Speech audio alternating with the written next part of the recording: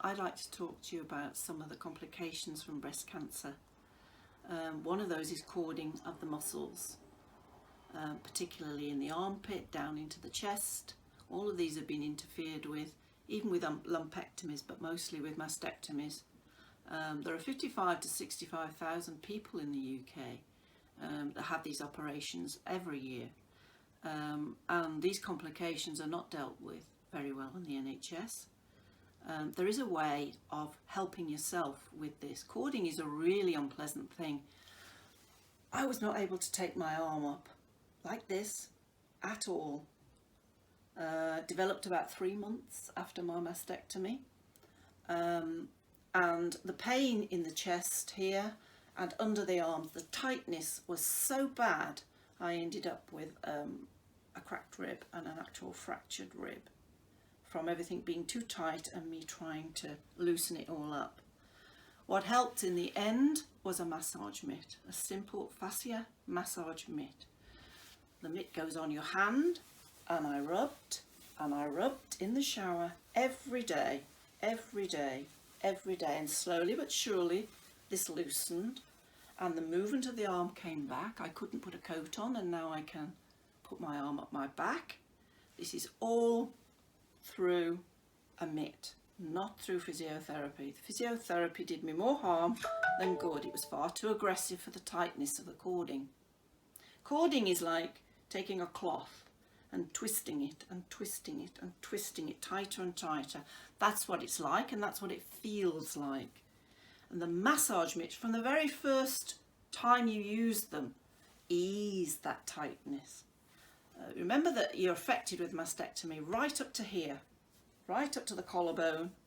All of these muscles come into play and are affected profoundly by your mastectomy. Can limit quality of life, because if it's a right-sided mastectomy and you're right-handed, well, even putting the washing on the line or doing things that you normally use your hand for like that are very limited.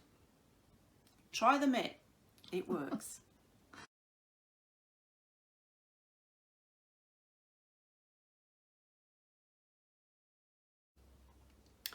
The other problem from mastectomies and lumpectomies are lumps that develop afterwards.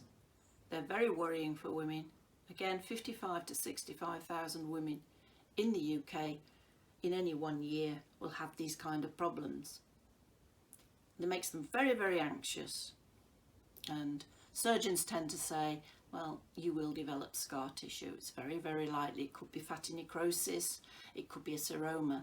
I ended up with all 3 of these on my mastectomy scar, and I ended up with them within about 3 months. Like hard marbles under the skin and a ridge of very, very hard something or other. Didn't know what it was. Ended up having ultrasounds, ended up with a diagnosis of fatty necrosis, seroma and scar tissue, all 3. Very lumpy area, again still very, very tight from the cording that I was starting to experience at that time.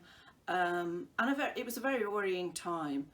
I used the massage mitt mainly for the cording. I'd already started using that for the cording, but I found that as I massaged the scar, knowing that they were benign lumps at this point, I massaged the scar as well, and the lumps disappeared very, very quickly. The scar is absolutely beautiful. If you could say that about, I never thought I'd say that about a mastectomy scar, but it is lovely.